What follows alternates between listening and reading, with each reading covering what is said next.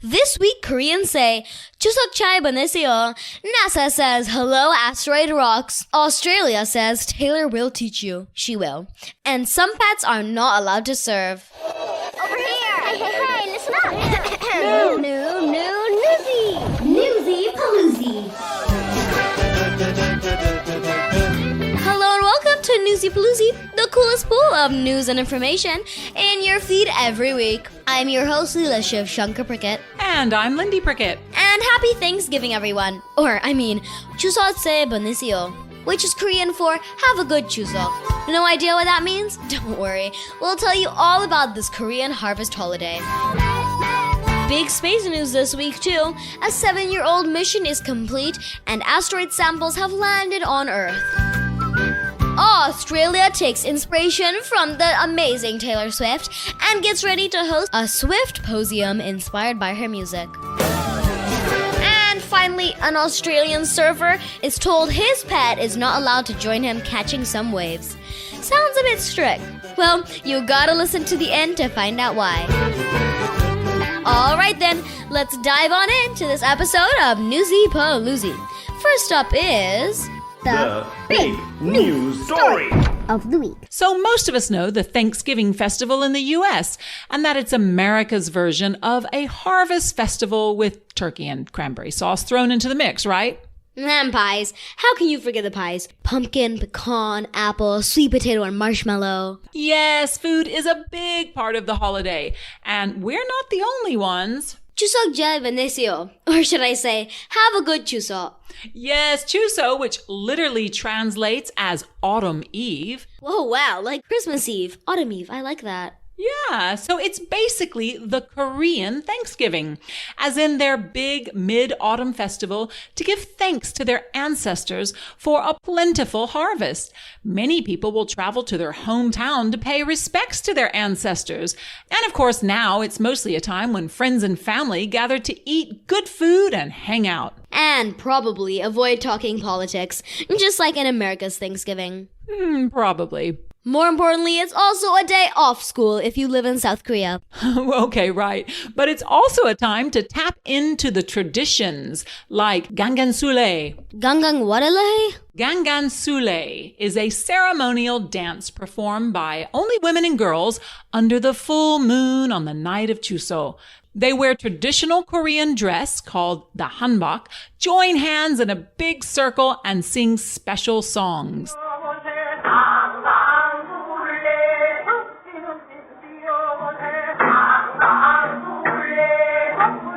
Oh, sweet.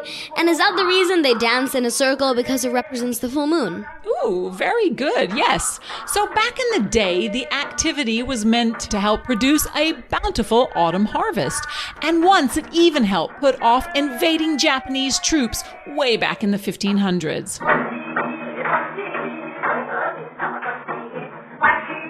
Did they not like the song or something? No. I mean, not entirely. You see, the Korean admiral asked the women to dress in military uniforms and do the dance on a hilltop, which meant the Japanese overestimated the strength of Korean troops.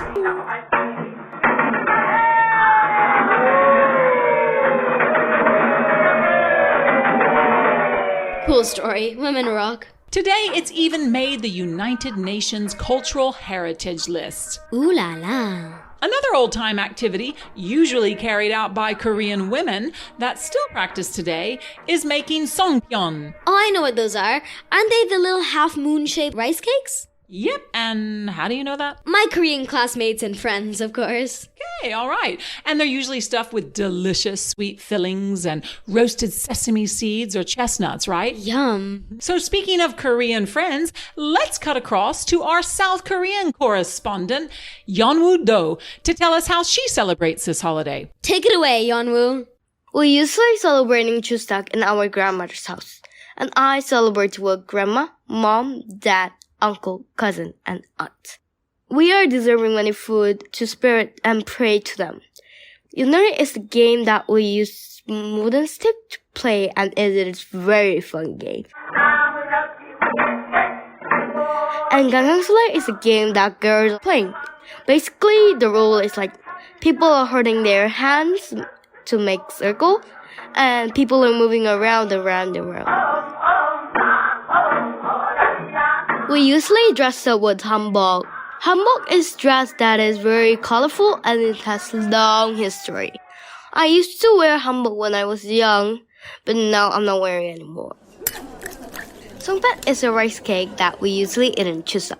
I didn't make songpan before, but in the past, the family get around and make songpan together. We make dough with some rice powder, and we put some seed, honey, and sugar inside the dough. Finally, we boil the dough in a pot. Nowadays, people are buying our songpan from the rice cake shops. It is more convenient. We are also eating Korean pancakes for Chuseok. It is made of many meats, fish, and vegetables, and we are eating with soy sauce. These are the things that we usually doing on Chuseok. Have a nice Chuseok. 즐거운 추석 보내세요. Awesome, Yeonwoo. Thank you so much for sharing more about this holiday with us. Although, you've kind of made me hungry now. Yeah, thanks so much, Yeonwoo. Now let's have the latest Space news. So 7 years ago, NASA sent a very fancy special probe up into space, about 200 million miles away, to an asteroid called Bennu. And in case you didn't know, asteroids are basically small rocky objects that orbit the sun. That's right. Well, 3 years ago, the OSIRIS-REx spacecraft reached the asteroid and managed to collect 8 ounces of asteroid rocks. Then turn around and head back to Earth. And it's just safely landed. Yes, on Monday, the probe jettisoned the capsule.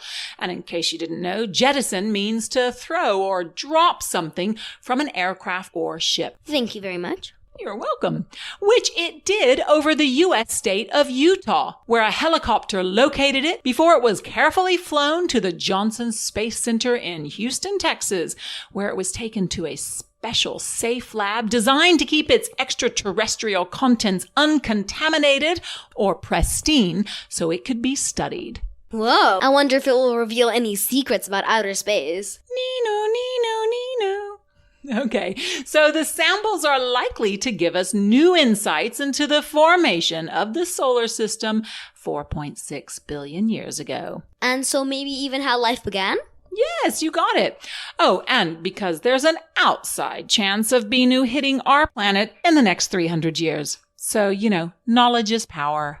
Oh. What's that? I'll tell you what. That's the halftime bell, which means it's time to hear what's making news around the rest of the world. Hold on tight. It's Around the World in 80 Seconds. Whoa, hold tight.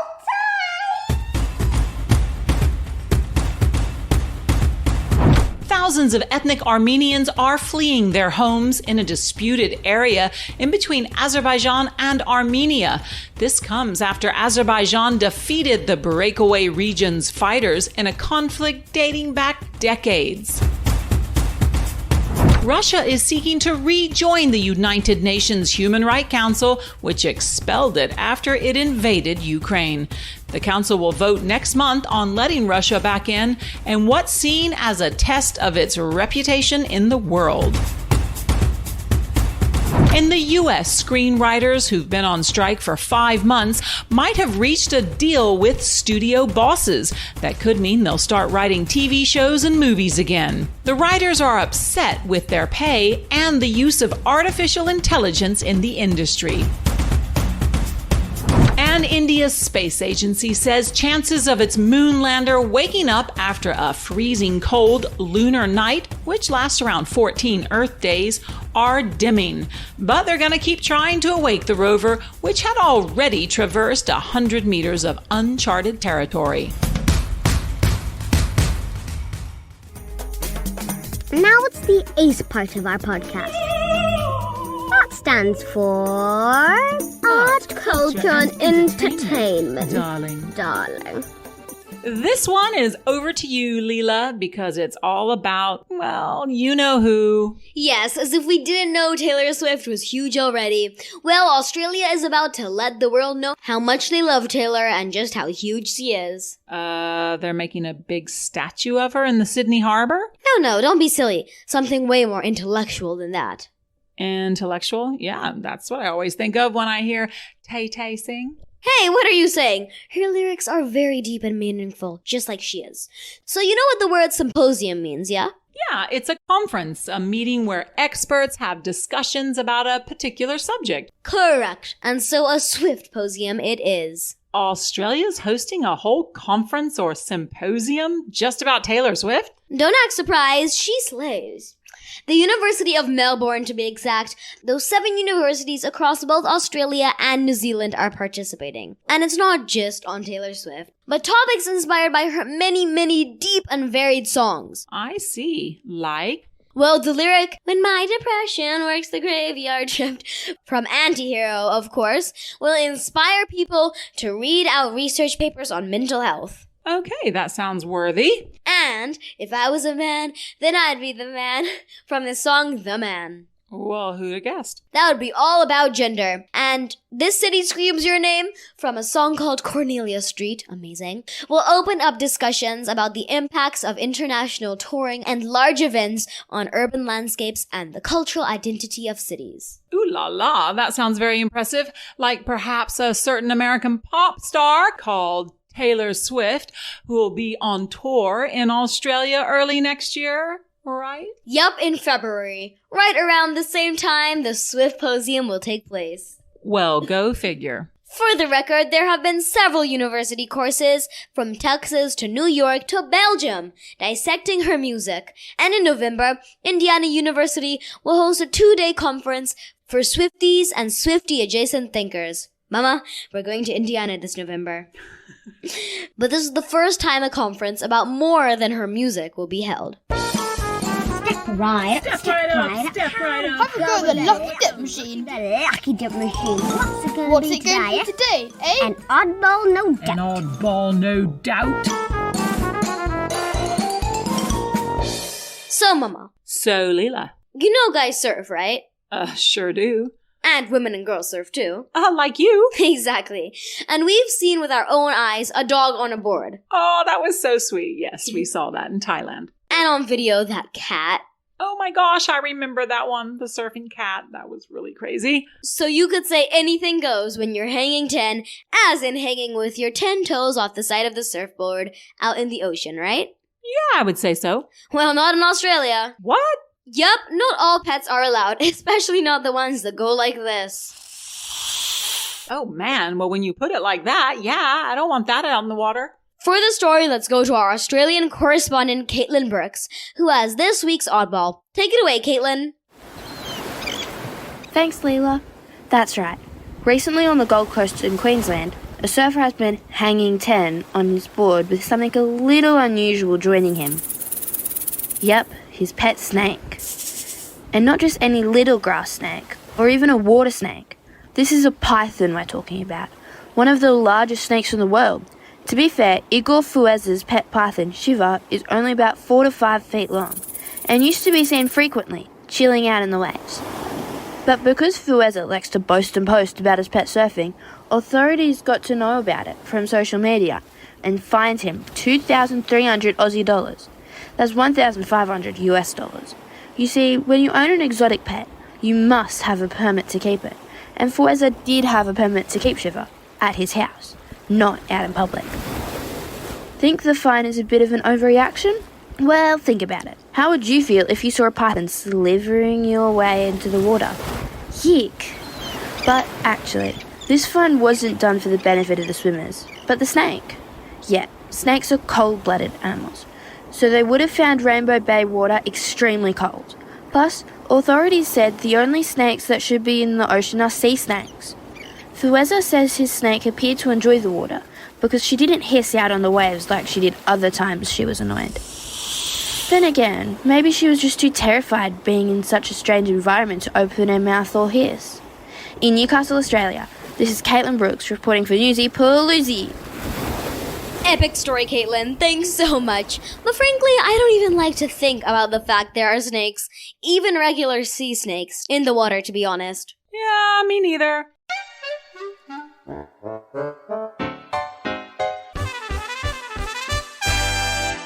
And it's time to wrap up the podcast with The top 5 facts heard today. Fab fact number 1.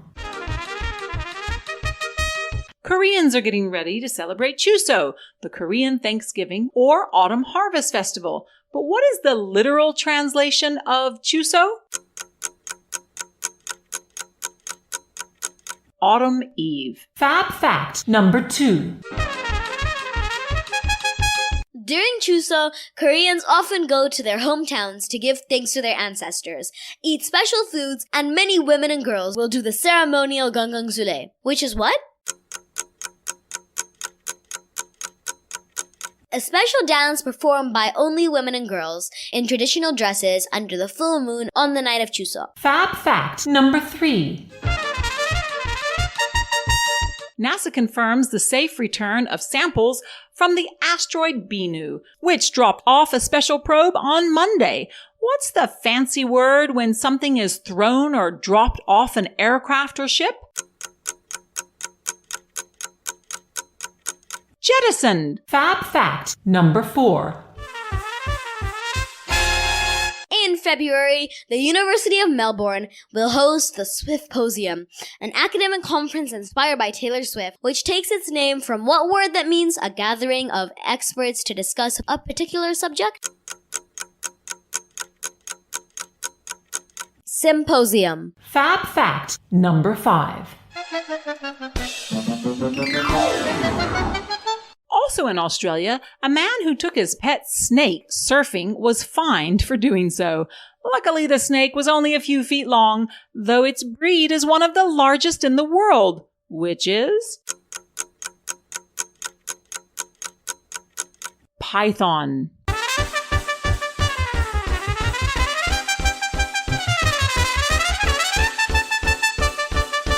And if you're an educator and you want to test your kids' listening skills, then have a look at our quiz online. Go to the Lucky Dip page of our website, newsypooloozi.com. That's Pooloozi. And let the kids take this quiz online or surprise them with an in-class pop quiz. But a fun one. And that almost brings us to the end of this episode of Newsy Pooloozi. But yes, oh yes, we have another review to read out. Yep, this one comes from Pricket Fan, who wrote, "Love today's cat-centric episode and very excited to learn about the possibility of vaccines for cat allergies. Thanks." Oh yeah, so are we. The review is of course talking about episode 155, Pets to the Rescue, 3 weeks ago. Thanks so much for taking the time to review us, Pricket Fan. Yep, you know how to make our day. Sure do. If you enjoyed this dip in the coolest pool of news and information, then why not tell a friend about us? Think of the cool conversations you can have about surfing snakes.